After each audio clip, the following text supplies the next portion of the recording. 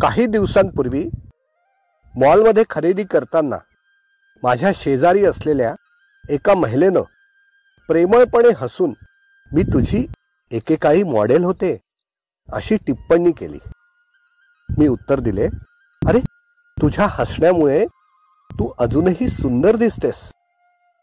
तिनं पुन्हा स्मितहास्य केलं आणि मला आठवण करून दिली की तिनं 15 वर्षापूर्वी माझ्यासाठी पोज दिली होती आणि माझ्या कारकिर्दीतील एका आनंददायी अध्यायाच्या आठवणींना तिनं उजाळा दिला.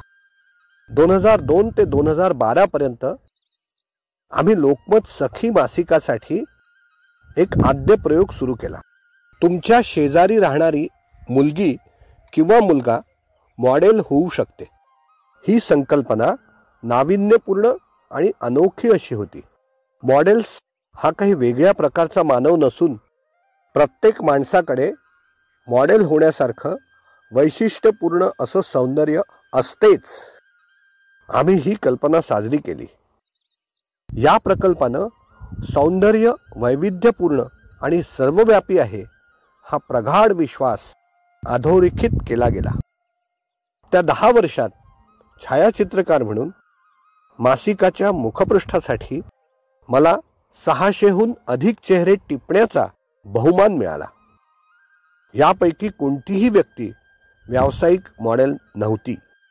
तरीही प्रत्येकानं त्यांचं अद्वितीय आकर्षण आणि अभिजातता पसरवली. आमच्या दृष्टीचे मूर्त रूप धारण केले. जेव्हा आपण हसतो तेव्हा प्रत्येक जण छान दिसतो आणि जेव्हा त्यांचं स्मित हृदयातून येतं तेव्हा ते खरोखरच सुंदर दिसतात.